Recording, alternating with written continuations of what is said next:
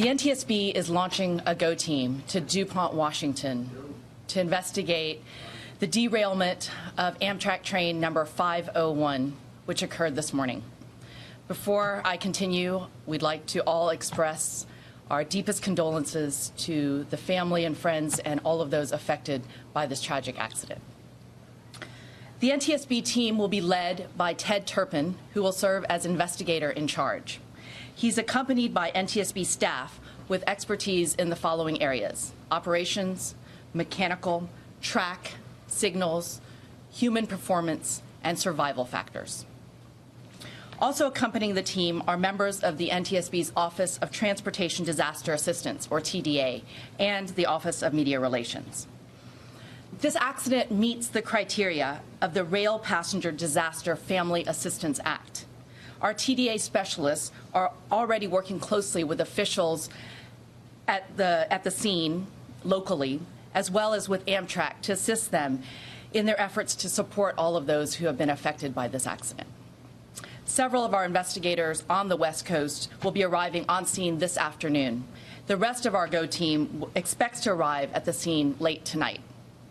For the latest information on media briefings, I encourage you to follow us on Twitter at NTSB_newsroom, and our website is ntsb.gov.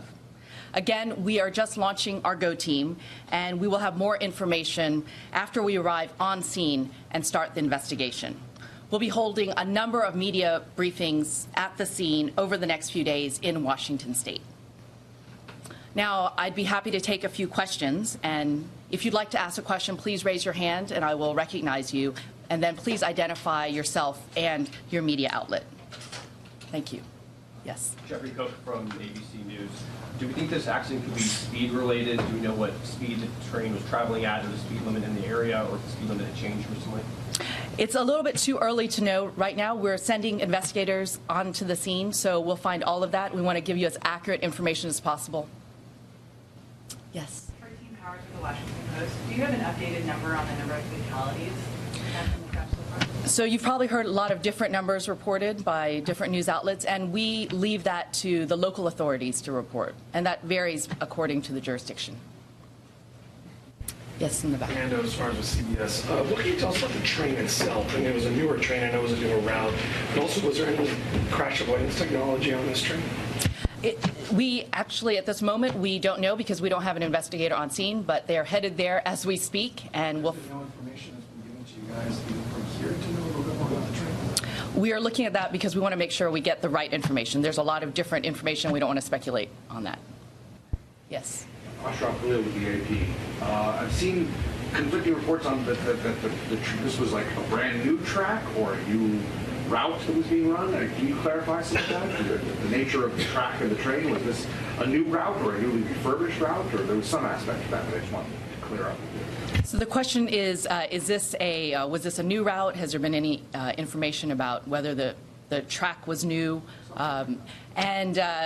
So we are aware of the fact that this was called an inaugural run of this service, but we want to check and make sure what that exactly means and find out more information about that specifically.